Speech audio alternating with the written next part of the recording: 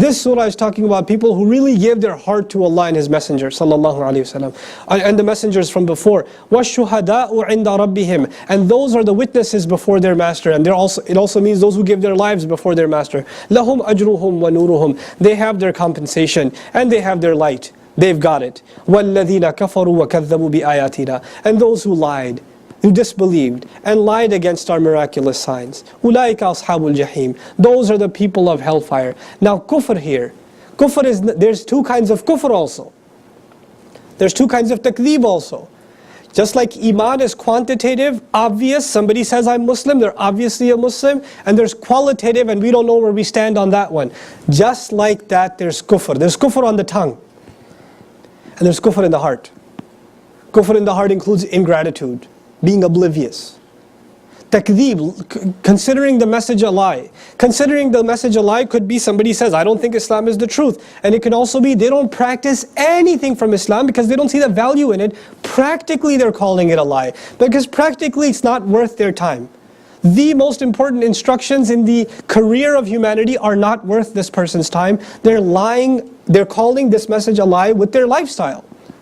You don't just do kufr of Islam with your speech. You can do kufr of Islam in your heart, with your attitude, with your behavior. These ayat are actually, originally, you notice the contrast was not believers and disbelievers. The contrast was believers and who? Hypocrites. And now in this ayah, belief and disbelief, because that is an internal, nifaq, all it is an internal form of disbelief, an internal form of takdeeb. i'lamu, this is what these surahs will explain. If you don't take care of your iman, if you don't strengthen your iman, you're not going to be so sure that you will be raised a believer on Judgment Day. Don't be so sure of yourself. Because the hypocrites, a wall was dropped, they were back there, and then Allah said, you nor disbelievers will be heard from. They were bunched together. And this bunching together will happen over and over and over again in these surahs. جَاهِدِ الْكُفَّارَ وَالْمُنَافِقِينَ وَغْلُظْ عَلَيْهِمْ. Struggle against the kuffar and the munafiqeen bunched together. Over and over again. i'lamu. Now probably the ayah will conclude with, inshallah ta'ala, and we'll have to finish the surah next time. i'lamu. You had better know. أَنَّمَا الْحَيَاةُ الدُّنْيَا. What is the causes of weak iman? If iman is all about using our time wisely, giving our priorities, are there other priorities that distract us from the real priorities of iman? Sure. So Allah Azza wa Jal gives us a synopsis. Here's what your life, worldly life, lowly life, the lowest life, ad-dunya. Ad-dunya comes from adna, the lowest life. All it amounts to, annama is kalimat al-hasr. The way I translate that is, you had better realize, you had better know, you had better understand. Worldly life amounts to nothing more than la'ibun, playing. There's nothing more than games. A child, what's the most important thing to them? Abba, can I have the big panda? Can we get some Hot Wheels? Can we play? Can we play a game? Can we play hide and seek? Can we go to the park? When a kid is little, what's the most important thing in his mind? Playing, nothing else. He can skip food, he can forget how heavy the diaper is, he can forget all that. He's still playing. He's in the zone, you know? La'ibun. And then you get a little older, and then you realize there's such a thing as cartoon shows. There's such a thing as Pokemon cards and Yu Yu Hakusho and God knows what else. You know? You realize there's movies, stories, storybooks, songs, poems, entertainment. Entertainment. وَلَهْوٌ. You get a little older, the new virus installed on your system is entertainment. وَزِينَةٌ. And then you get a little older and you become self-conscious of your image. How do I look? I need to work out more. You know?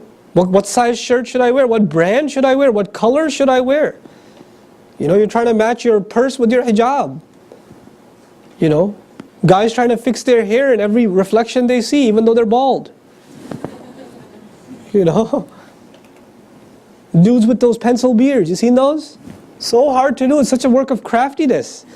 The pencil beard. And he's still stroking it like it's like, you know, a Kung Fu master beard, like, there's nothing there, bro. But it takes a long time to fix that. Girls always wear it, even the girls that wear hijab.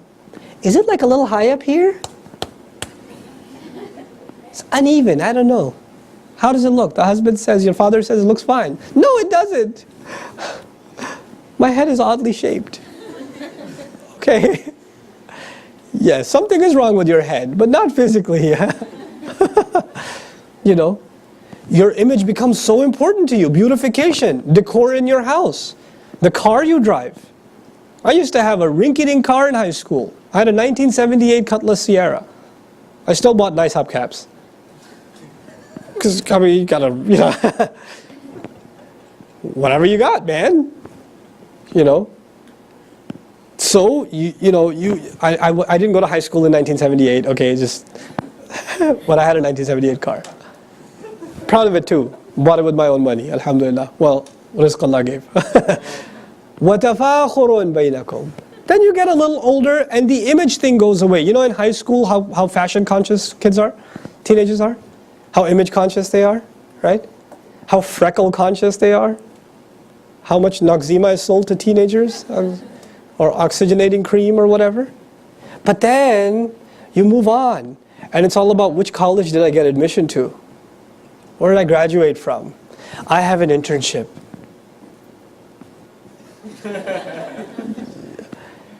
This is tafakhur. You want to make sure you show the other what you got. Whether it's through education, what kind of car. 2 janitors could be competing. I got an aluminum broom. You got plastic? I got aluminum, BMW. Branding in brooms.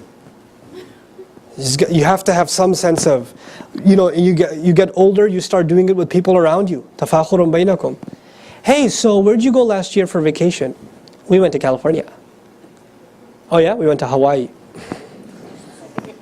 Tafakhur. That's tafakhur. Yeah, I only fly first class. It's so hard. Seriously, you scum of a human being.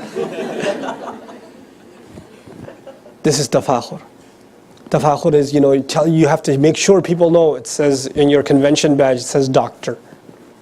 You can't just say Abdullah. Before Abdullah, there's Dr. Abdullah. PhD. Okay? I used to do that for fun at MSA conventions. Back in the day when I used to go to MSA, 1877, I used to go, get the badge, Dr. Nawal Ali Khan, PhD, DDS, MBBS. All kinds of, just put them all there. Yep, I'm a dentist and a lawyer. Just put it all there. You get obsessed with your label. You get obsessed with showing people what you've accomplished because you're just now a newly formed adult. You're out of the cocoon, you're out of your parents' house. So you have your own apartment, you have your own car, you have this or that or the other. And you just you get the iPhone 5. Is it 5? 5? You show it off, like, hey, look at this. It's so much better. You can't tell, right? Yep, I can't either. But I got it. First to get it. Tafakhurun bainakum. But then even that phases away. You go past it. وَتَكَاثُرٌ فِي الْأَمْوَالِ وَالْأَوْلَادِ. And this one sticks. And you just want to get more and more. And you have a mutually shared sentiment about your children and about money. Savings, expenses, bills, the mortgage payment, the electricity bill, the car insurance, the college savings account, the IRA, the this, the that, the other. Takathurun fil amwal wal awlad. You ask any parent at any given time, whether they're conscious of it or not, what is running in their head? Kids, children, kids, children, kids, children. Gotta pick them up from school, gotta buy these books, gotta do that, gotta do this, gotta do that, gotta do this. Constantly, it just invades your mind. It takes you over. And that's all your life starts amounting to. These are distractions in life. These are the things that your worldly life amounts to. And then Allah says, كَمَثَلِ غَيْثٍ. All of that is like the example of perfect rain. Rain that comes just at the right moment. Rain that you were hoping for. The farmer, أَعْجَبَ الْكُفَّارَ نَبَاتُهُ. The produce that came as a result of that rain impresses the farmer who had buried the seed. Kuffar here means farmers. Because kafara is to bury a seed. Now let me tell you, when a farmer buries a seed in the ground, he has no idea how the crop's going to turn up. No clue. He's depressed. He doesn't know if it's going to rain, if it's going to be a good year or bad year. He has to do all this work without knowing any results. But when one day he wakes up and he sees rainfall, He starts seeing little sprouts of green. Is he full of hope? He's so happy that it rained. He's dancing around. All these agricultural societies, they have like literally festivals around rain, because they know that means the entire year is good. Imagine you and I are stressed about getting a paycheck on Friday. The farmer gets a paycheck once a year. He gets one paycheck a year, and if it doesn't rain, that year's paycheck ain't coming. So when it rains, he knows paychecks around the corner. He knows harvest season's around the corner. So he's ecstatic. But what I want to share with you is, Allah took all of those things and compared them to rain and a farmer. Why? Can I have the new Hot Wheels crazy jump toy? Mom, can I have a Teenage Mutant Ninja Turtles action figure? If I just have that, I'll be happy. And then the child is walking into the store, Toys R Us, and from a distance he can see the Ninja Turtle. أعجب الطفل اللعوبة. The toys impressed him. It's actually happening. I'm gonna get it. You get called in for a second interview. There's the eyes bulge out.